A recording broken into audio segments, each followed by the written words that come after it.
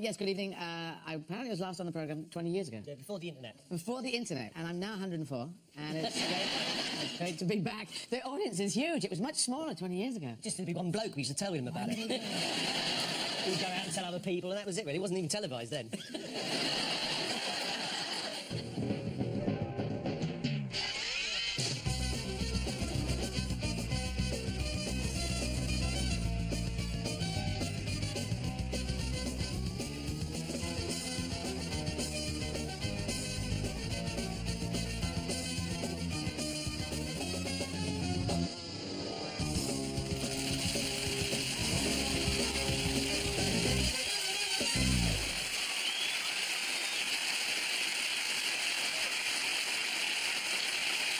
Good evening. Welcome to Have I Got News for You? I'm Victoria Corin Mitchell. In the news this week, Amazon denies that its drivers are losing patience with customers who aren't in when they try to deliver. In the Gulf of Mexico, after successfully smuggling a kilo of cocaine, a drug lord's highly trained raccoon makes a last-minute slip-up.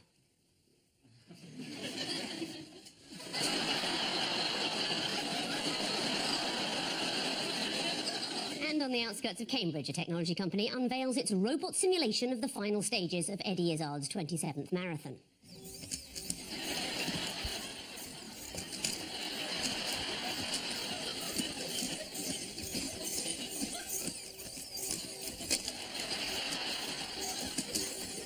Very accurate, that.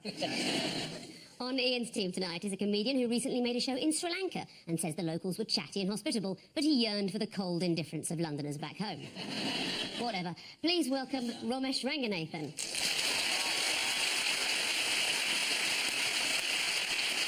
And with Paul tonight is a comedian who has described himself as an action transvestite. To this day, Hasbro's worst-selling toy.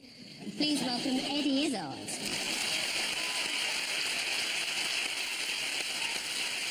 And we start with the biggest stories of the week. Paul and Eddie, take a look at this. Ah, the Queen, God bless her, there she is. There she is. The Queen is 9 years old.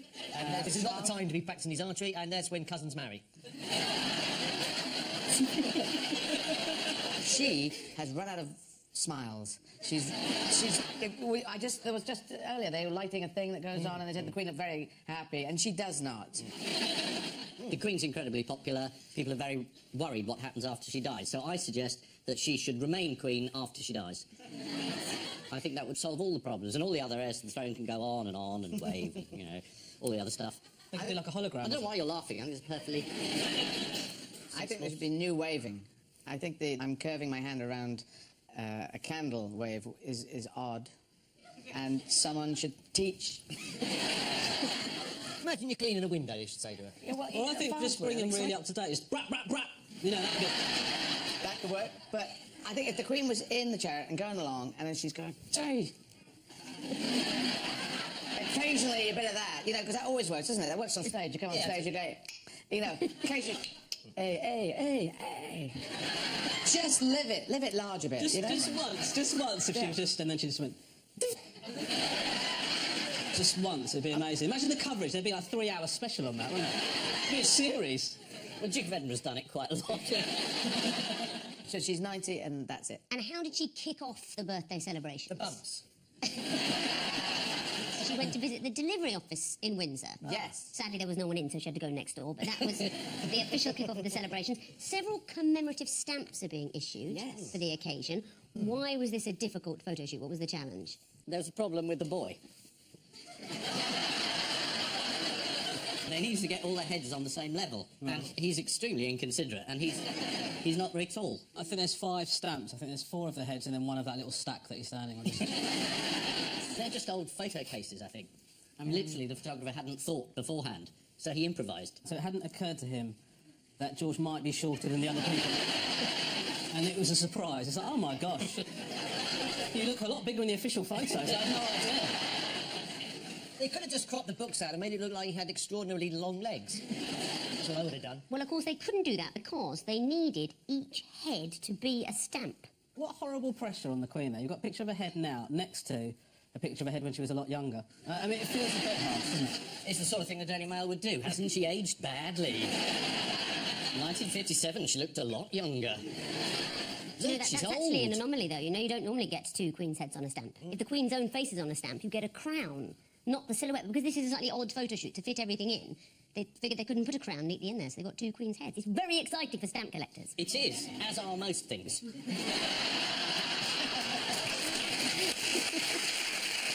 Sorry, but that kid's head on a stamp is one of the creepiest things I've ever seen in my life. I would post the letter just to get it out of my possession. Normal people who aren't stamp collectors, they would use the stamps, they'd peel them off, but you can still keep the remaining portrait. There you go. I tell you what, that headless child's still not as creepy as the one with just his head on. What has 83-year-old Ben Bennett erected in his garden in Windsor? Put up in his garden in Windsor to celebrate the birthday. An effigy of the Queen, 12-foot effigy. It is a 12-foot Is it? effigy of the Queen. Yes. Yes. Why is she next to a sex offender? Sorry, I'm referring to the head rather than the man in the red. So, just in case the lawyer's suddenly woken up. Are you sure that's the Queen? It looks like Colonel Gaddafi. Mr. Bennett said they've given joy to hundreds and hundreds of local people. Can he name them? Now, who knows what misfortune befell this royal well-wisher? Did it pin in it and boof, and she went up over a house and landed on. Landed on top of a big Queen's head with some grass coming out of it. Again, you're close.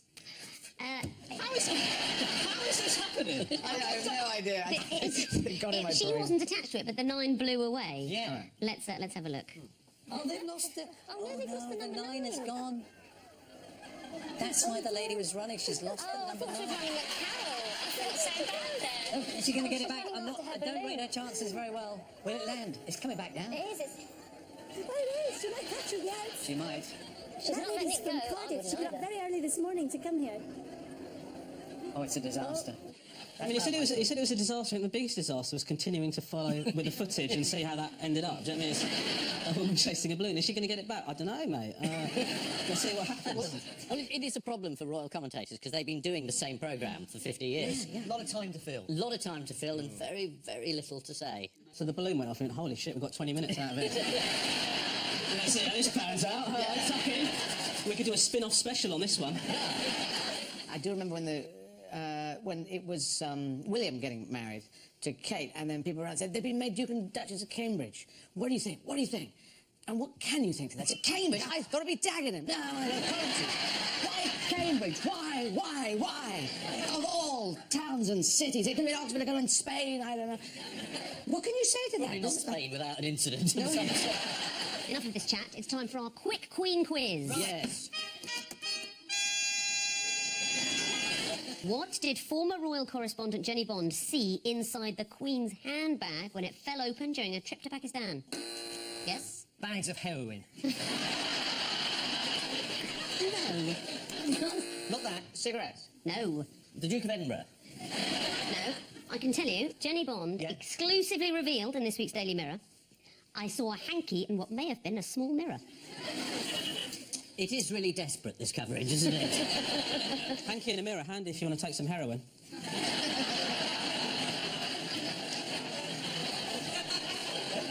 And as the royal finger dabs into the mound. Next one. We know that the Queen owns all the swans in Britain. What else does she own that shares its name with a well-known politician? Paul and Buckingham Eddie? Palace, the Duke of Buckingham. There's She owns a all well-known current politician. Oh, not somebody in the English Civil War. No. Wasn't clear in the question, you see. I'm so sorry. It's sturgeon. She owns all the The sturgeons. Queen owns all the sturgeon, dolphins and whales in British waters. Do they know this? To mark the Queen's wartime work as a mechanic, Yeah. what did Quick Fit offer to do? Get Prince Philip up in the blocks. Have a look underneath it. They sculpted a portrait out of motoring accessories. Oh, it's Gaddafi again. And it's made of 800 car parts. And in a touching tribute to the Queen Mother's favourite tipple, some brake fluid. It's in there as well. What do you think it's called, the sculpture? Abomination. It's called the Queen of Parts. Right. Final question in the quick Queen quiz. How did German magazine Der Spiegel celebrate the Queen's birthday? Did they make a sculpture of her out of stuff they found? They put a touching tribute on their front page. There we go, It was an article specially commissioned by Prince Charles. Finally, back to the Queen's birthday. How did the animals at the Blue Cross Homing Centre in Torbay mark the Queen's birthday? They wrote a poem. They did. And this is it. Go on then.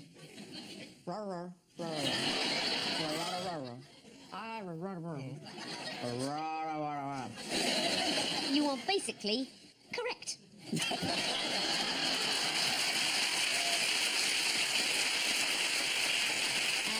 Although it wasn't a poem, it was the song Happy Birthday. Oh, wow. Shall we have a look at the animals' performance? They all sang it, did they?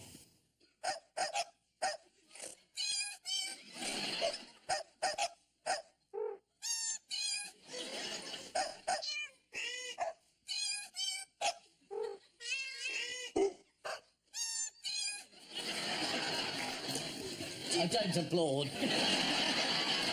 You mentioned poetry earlier. This was, of course, a perfect opportunity for the poet laureate, Carol Ann Duffy, to write a nice poem marking the Queen's 90th. What has she specifically chosen as her subject? She's a different type of poet laureate. The old types used to, you know, do birthday odes and tributes, but she's doing an ode to the demise of the gas meter. Because, you know, it's their passing from the nation's life, and she's going to commemorate them. We should be using some, you know, the pun, the fact that meter means something in poetry. That would be terrific. Yeah, you know, extol the virtues of these gas meters as they disappear. Yeah. Perhaps Some when epic story. when she finishes the poem, she could give us a reading. Thank you. I heard she's corgi registered. Yes, this is the wonderful news that the Queen is 90 years old and still going strong. Several national events are planned to celebrate this momentous royal milestone, including a service of Thanksgiving at St Paul's, lovely, a street party in the Mall, terrific, and a televised horse pageant presented by Anton Deck. It's a no from me. According to one of the many fact-filled royal pullouts this week, Buckingham Palace has its own cash dispensing machine. Yes, it's called the taxpayer. The Queen has bred corgis with dachshunds, which are known as dorgies. Though, of course, that could just be her way of pronouncing doggies. Ian and Romesh, take a look at this. That's my inspiration. It's a headmistress after one of his policies on education. That's the Remain camp, hitting the phones. Boris digging himself out of another situation. Well, this is week 17 of the big Brexit debate, and it's all Go this week. There's a speech from Gove, which shocked everyone because it was sort of not terrible. What I quite like is the fact that they've all been talking about how they don't want to scare anyone into making a decision, and then Michael Gove compared it to a hostage situation, which is... it feels like this sort of the opposite. Yes, he said, if we vote to stay in the EU, we are voting to be a hostage, locked in the boot of a car, driven by others to a place and at a pace that we have no control over. Do you know what I think the problem is? Is it when people use analogies that are purely from their own life experience? I just think that's... Well, it's funny you should say that. The Sun mocked up a picture to show us what that would look like. That's an old NUT promotional photo, isn't it? There's some teachers in. What did George Osborne call Michael Gove and Boris Johnson, among others? Bogeymen? Scaremongers? No, there was a particular insult. He Wits? said... Can't wait to hear how he slammed them.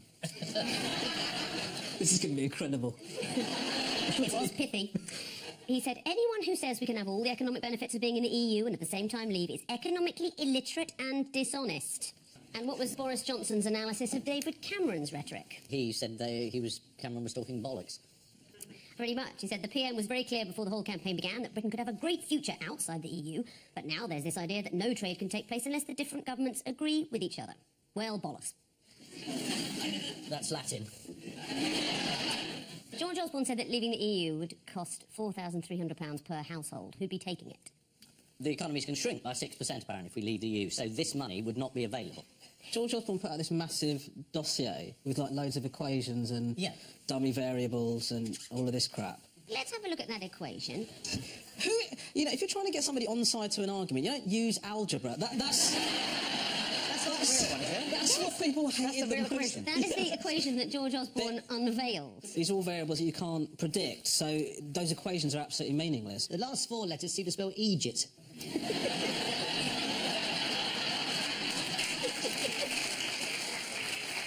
Who was with George Osborne when he made his big speech? Did you see that? Liz Truss was there. It was Environment Secretary Liz Truss. She's not always been a big fan of the EU, of course. No. And she was once quite worried about how much of their dairy produce comes to Britain. We couldn't see that, could we? Let's have a look. We import 2/3 of our cheese. That is a disgrace.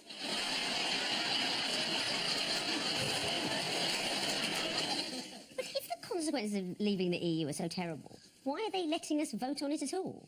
Well, it's. Am I going to get into this?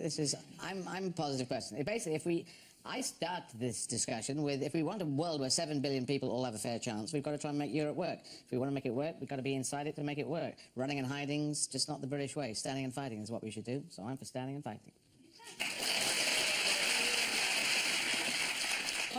The idea of running and hiding does sound pretty cool, though. Like, I don't know, it sort of implies that if we leave the EU, they won't be able to find us. Where's Britain gone? Got no that's idea. what they think.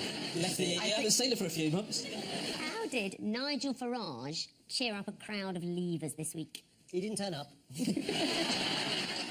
No, he shouted out the names of pro-Europeans like Peter Mandelson, Nick Clegg and Tony Blair for the audience to boo. But I'm not sure that he quite needed to bring Europe into it. I mean, if we just... I'm going to give it a go. Peter Mandelson. Nick Clegg. Tony Blair. Nothing to do with Europe at all. Do you agree that audiences are too easily led? Yes. So, Eddie, you're pro-EU. Who is your unlikely ally who'd emerge this week? Oh, I don't know. Well, this is a thing. This is a thing. I thought you were just talking to me. We have been recording this whole time. Could it be thinking people of the United Kingdom? No, it's Jeremy Clarkson. If you can't trust someone who punches a younger man in the face when he doesn't get a steak, who can you trust? That's what I say. Jeremy Clarkson said the EU is a liberal, kind, balanced fulcrum in a mad world. So why is he in favour of it, then? Who were the big celebrity leavers, the big outers? Ian Botham. Yes? Katie Hopkins, isn't she leave? I don't I know. want her to leave. I think that's the other way around.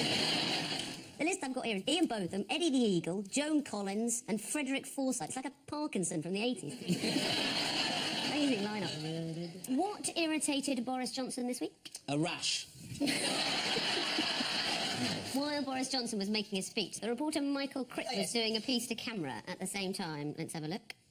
Well, as you heard there, the typical Boris Johnson rhetoric. I was talking earlier to people in the crowd. Can we tell Crick to... Can someone go and interrupt Crick at the back there? Tell Crick. You can do your piece to camera when I finish. One of the interesting little incidents we caught... excuse me, I'm live on television. Yeah, well, Okay, keep quiet. All right. The guy's trying to talk. Okay. You're interrupted. I'm just trying to explain what's going on here. Well, yes, so is he. Okay. Excuse me. I was just trying to explain. Okay. Are you all right there, Michael? I think maybe we'll leave you there for now. Fine.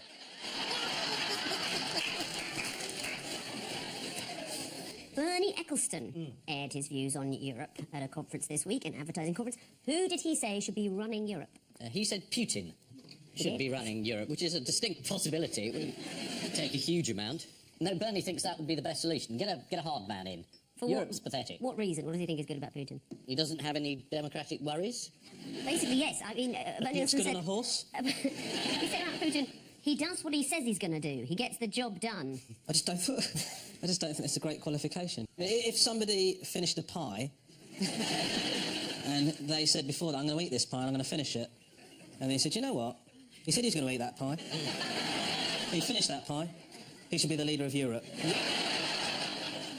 It is. You're saying you need to define things. Yeah, basically. Yeah. What did David Cameron do at the weekend to cheer his party up? Oh, was this the away day? Yes. Where he did a stand-up routine. What? And told a few jokes. Did he? Yeah, they had a bonding weekend. He did some gags. I can't actually remember what It they involves a man moves to a place where there's a farmer. Yeah. And the farmer says, we're having a party tomorrow night. Why don't you come? And the guy says, great, I'll come. But the farmer says the only thing is fancy dress. You will have to wear quite a peculiar costume. Well, the man says, that's OK, I'm happy to do that. The farmer says there's going to be a great deal to drink. There's going to be fighting, and then things will get a little lewd. There will be some rough sex. That's all right, the guy says. How many people are coming? The farmer said, it's just us. And then he said, what are you going to do about the constant downward pressure on milk prices? Yeah. What does Jeremy Corbyn become the first major British politician to do? He's gone on Snapchat. He has gone on Snapchat. And what do you do on Snapchat? Well, Snapchat... Well, what you do, for the most part, is very unsavoury, but... Let's have a glimpse into the working life of the Labour leader. There we go, that's... I mean, that is a photo of him having his photo taken. His Snapchat is basically Gogglebox. If you want to reduce Snapchat to effectively a photo album, you can do what Corbyn's done. There's one where he's just taken a picture of a Tunnock's tea cake, and then he's just put underneath it road fuel, which I don't know what car he's driving, but that is... It's going to do nothing. I thought on Snapchat everyone was nude. You don't have to be. Oh, you don't? That was something I discovered about 6 months in. There's a new job being advertised within the Labour Party. Nude job or new job? A new job. A new job. What job is being advertised in the Labour Party? It's actually for the post of Leader's Office media spokesperson. And this is not to say Jeremy Corbyn should be nervous, but under duration it says, for the period only that Jeremy Corbyn is leader of the Labour Party, or until 31st of December 2016, whichever is sooner. This is the debate on Europe, which has generated so many column inches. George Osborne issued a stark warning that Brexit would cost each household £4,300 a year. Blimey, that's 4 rolls of his dad's wallpaper. The President of the European Commission, Jean-Claude Juncker, admitted that the British public are fed up with hearing about olive oil jugs, the permitted height of a hairdresser's heels, and the curvature of cucumbers. But enough about that celebrity injunction. And so to round 2, the strengthometer of news. Fingers on buzzer, teams. Yes, this is Johnny Depp and his wife have been fined because they smuggled, or they didn't think they were smuggling, but that's essentially what they were doing, dogs into Australia, which you're not allowed to do because of quarantine laws and that. They would say that dogs end up looking like their owners, and there is a perfect example of it beginning to happen genetically. Do you know the dogs' names? Boo? Yeah, they're called Pistol and Boo. Yeah. That alone is worth community service. Yeah, they took them into Australia without the right paperwork. Yes. And Johnny Depp's wife, Amber Heard, she could have got 10 years in prison. What was the key to their defence? She wouldn't like to be in prison for 10 years? Because they're incredibly famous, the Australian authorities said if they made a video and they were very, very sorry, then they would let them off the prison sentence. I'd quite like to have seen Johnny Depp apologise for his version of Charlie and the Chocolate Factory as well, actually.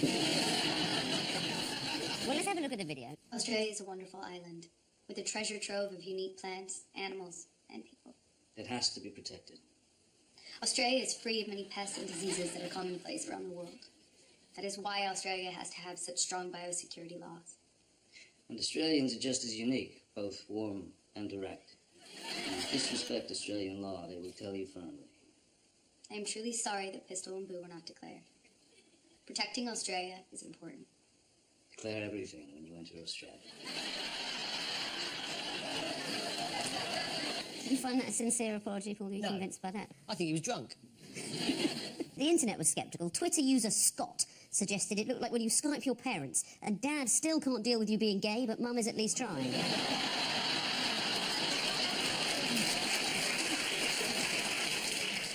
How has the video gone down with Australians? They sort of think that, for some reason, they think Johnny Depp wasn't showing the requisite amount of enthusiasm. Deputy Prime Minister Barnaby Joyce, he said, I could have done better than that. Do it again, Johnny. Do it with gusto, mate. A bit of gusto. Rise to the camera, you old trout. Staying with celebrities, you'll know this, Ian. Which famous pop star made an unlikely appearance on the Isle of Skye last week? That's right, it was Kanye West, of course. I thought that was one of the islands. Yes, you'd only know he was there if you were a very eagle-eyed reader of the West Highland Free Press. This appeared on page 16, next to a small story about a kayaker saving some sheep. It said, American man visits Skye. The story continued. The gentleman in question is Mr. Kanye West, apparently in North Skye to record the video for a new song. Mr. West is well known for his hip-hop, his outspoken opinion, and his marriage to a woman who gained notoriety for a sex tape. That's proper journalism. Yes, this is the celebrity dog smuggling case. After Johnny Depp's dogs got through customs, Australia's immigration minister said they really should be screened. Unlike Pirates of the Caribbean 5. Fingers on buzzers, teams. Here's the next one. Oh. Paul and Eddie. But this is the culture secretary. He went to a lap dancing club and was disappointed to do some research to find out how much of his lap would be danced in. Whether he'd be able to drink while the lap dancing was going on, whether the what sort of bar snacks were like. And he thoroughly enjoyed it. The research. I mean, why do people think... I mean, you know, a man can go to a strip club on his own time, can't he? Why do people think this should have been declared? Well, he went with 2 other MPs. It was like an office outing. Were you there, Ian? Yeah, I'm a culture secretary. Any fact-finding missions in lap dancing clubs? Yep. I've done 3 today. Well, it was hosted by the Lap Dancing Association, which Yes. was, coincidentally, lobbying at the time against legislation that would have restricted the opening of lap dancing clubs. Although, according to a source in the Times, no record of the trip needed to be made because Whittingdale failed to reach the hospitality threshold. Oh, yes, he keeps claiming this. What is that? Is that an angle of over 45 degrees? It does seem to vary, and conflict of interest doesn't depend on the actual amount. So they were saying, you know, there should be more lap dancing clubs in high streets. Lots of people thought there shouldn't be. He went on a fact-finding tour, but it was paid for by lap And then- dancing. He got in for nothing. Yeah, no, it was all free. Well, not only did he get in for nothing, but while he was in there, apparently he spent some time on the dance floor, where he picked up about £30 in tips. That means at the end of this round, Ian and Romesh have 3, Paul and Eddie have 4.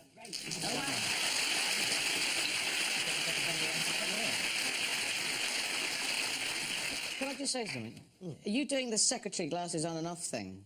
Because you keep taking... No, do you know what it is? What? Because I'm too short-sighted to read an auto cue, but I can't then see that.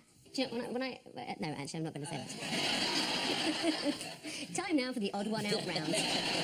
Sorry, I'm not the only one that's intrigued about what you were going to say. Yeah, I want to know that. I think I explained this once before, but when I didn't think the show was being recorded, and then they put it on the end. But it was when I bought my glasses. That's what I said to the optician.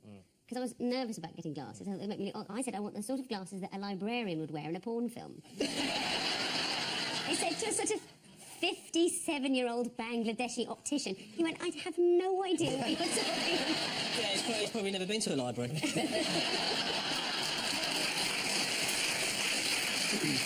Well, he chose well.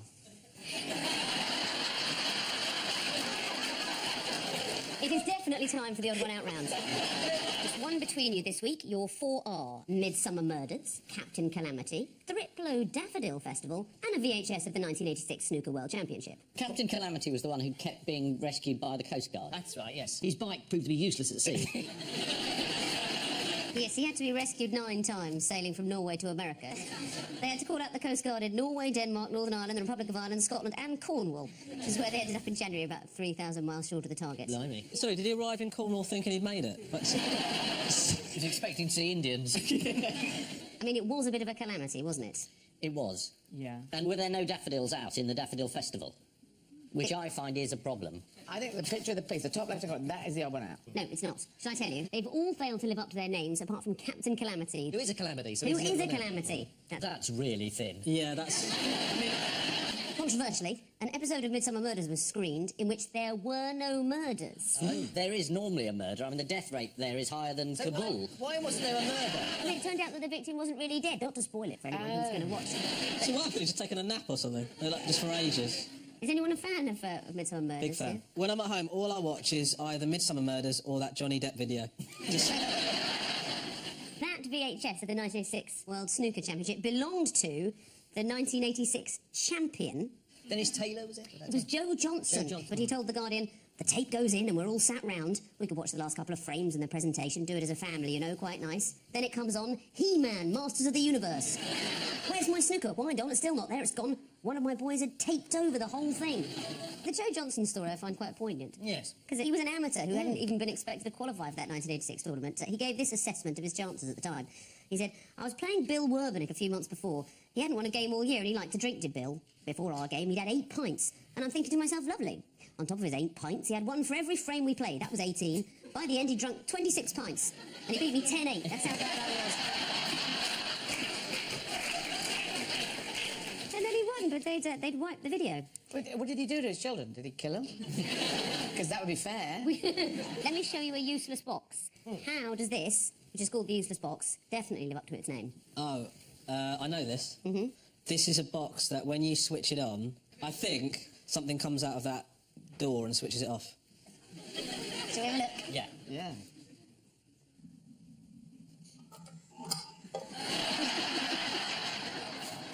Well, that's great, isn't it?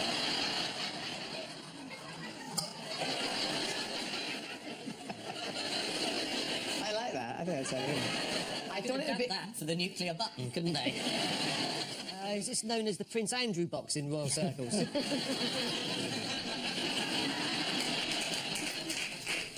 At the Triplo Daffodil Festival, there were no daffodils. Right. Because of the warm winter, all the daffodils have bloomed early. And now they're dead. What's supposed to happen at the festival when there are daffodils? You just go and look at some daffodils? Just look at them. I mean, isn't it a massive blessing they weren't there? It sounds dreadful. It's not just daffodils. Miserable. What's a daffodil festival? What do you expect? Tulips? There are many different sorts of daffodil. Are there, really? Oh, I didn't know that. Okay, fine. Now you've got me. Shades, different now you've colours piqued that- my interest. We don't believe you without... We don't believe you without your glasses on. This is... Let me tell you, the Narcissus family is large. Besides, what do you do that's so exciting? What do I do? Yeah. I went to an asparagus festival. Yes, all of these things have failed to live up to their names, apart from Steve Shapiro, a.k.a. Captain Calamity, who has given up sailing. After being rescued 9 times in a disastrous Atlantic crossing, Mr. Shapiro is thinking of getting a bigger boat. Hopefully one that stretches all the way from Cornwall to America.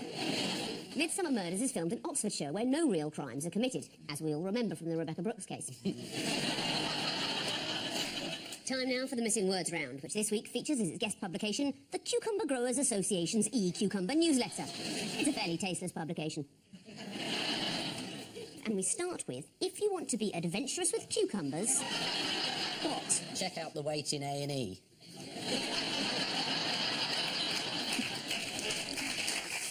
If you want to be adventurous with cucumbers, try them in a dessert. Yes. This is obviously from the e-Cucumber newsletter about a range of Are new they recipes. actually e-cucumbers?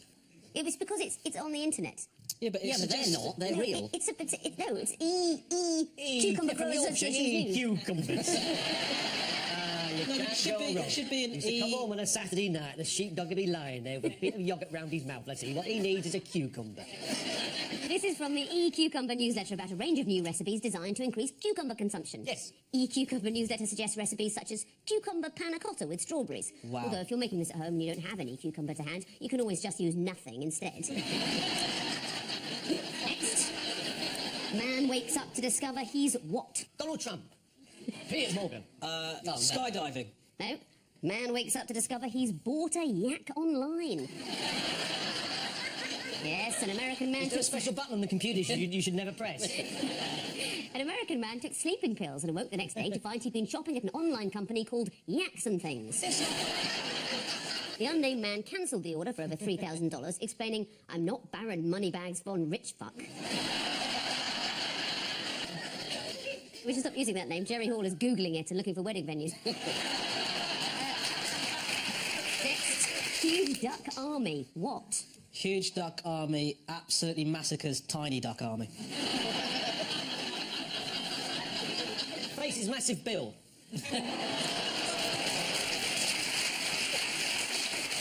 Huge Duck Army patrols South African vineyard. This is a vineyard in South Africa that uses an army of 800 ducks to control pests. Next, 18-foot-long cucumber. What? Does not bother woman with 19-foot corridor. 18-foot-long cucumber available for events. The Cucumber Growers Association. Oh, that must be the finale for the Daffodil Festival. Yeah. It is. Is that real? It looks a bit like a dirigible. It's got a handle in the middle of it, look. Yeah. Like, it's as if they're going to pick it up there and... I mean, Break what? down the doors of a massive salad. Next, bald men on high alert. What? As seagulls target pates. Good enough. What? Yes. Bald men on high alert as marauding owl attacks. It is a bird one. This is about an owl terrorising people in Devon. One bald victim of the so-called terror owl was Richard Clevedon Smith, who reluctantly agreed to recreate the incident for the local paper. I see that in the photograph behind him, the local Beatles tribute band are restaging the cover for Abbey Road. Finally, whenever Roger Beard puts on his cucumber suit... What? Whenever Roger Beard puts on his cucumber suit, Roger Cucumber puts on his beard suit. In fact, Have you got a picture of the two of them standing next to each other? well, actually, that's a rather moot point, because the answer is, whenever Roger Beard puts on his cucumber suit, everybody wants a photo. And yes, here is Roger in his suit. What a ridiculous outfit the Cucumber Growers Association is. So, the final scores are... Ian and Romesh have 4, Paul and Eddie have 6.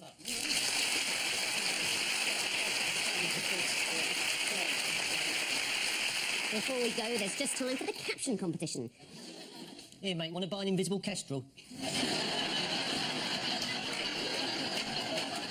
On which note, we say thank you to our panellists, Ian Hislop and Romesh Ranganathan, Paul Merton and Eddie Izzard, and I leave you with news that at the Institute of Chartered Accountants Spring Ball, they come to the conclusion that they're just not conga people. In Missouri, on hearing the words, "I could still be president," a child suffers an instant reaction. And on a walkabout in an amusement park, David Cameron mistakenly believes a member of the public is asking him to buy 2 ice creams.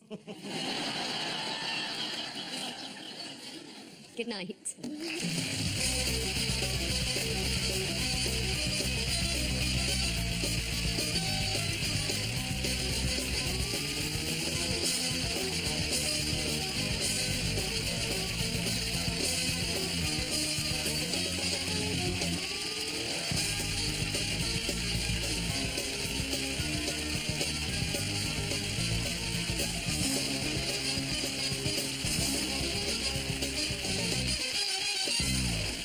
Did you really do 2 in a day? It's not that hard.